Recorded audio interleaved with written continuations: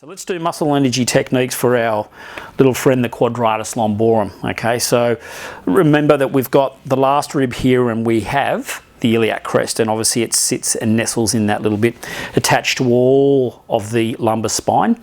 So in order for us to get a stretch on this area, once again we need to play around with a little bit of probably where the hip movement is and then how much adduction we get.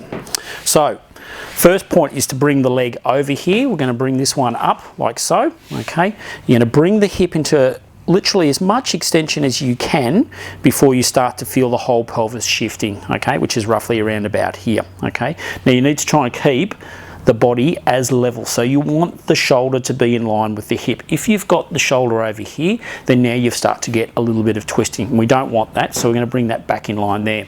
Now this hand is going to stabilize basically right on the last rib, and then you're going to just gently push up towards the head and hold that, so you're stabilizing here. The other hand is going to come down just below the knee, and then we're going to basically adduct the hip. Okay, so where we should feeling the stretch is in this little pocket here. Now if they're not feeling it there, then you may need to just slightly shift either the trunk and also the hip as well. Okay, so there is a little bit of trial and error there in that regards. So anyway, we pop it in there. Where are you feeling that, Luke? Okay, so he's feeling more in there. So now what we want to do is obviously stabilize probably a little bit more in the last rib area, okay? And then we can shift and move the obviously, and then you're probably picking up there now, aren't you? Yep. Okay, so what we're going to find now is the stretch is going to be isolated into the Quadratus Lumborum. Okay, so picking up, pushing down, and then we're just going to get Luke to push up against me. A little bit less, mate, a little bit less. So once again, a 10-second count.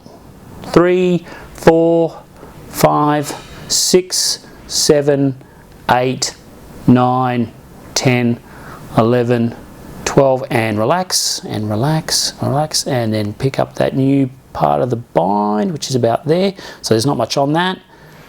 Once again, contract again. That's it, perfect, Luke. 3, 4, 5, 6, 7, 8, 9, 10, 12, and relax, relax, relax, and then a little bit further. Okay, so we're probably only going to get 3 out of this, but once again, make sure that you're stabilizing up here over the rib cage. Make sure it's not you're not pushing too hard into the rib cage. Okay, make sure that's nice and comfortable.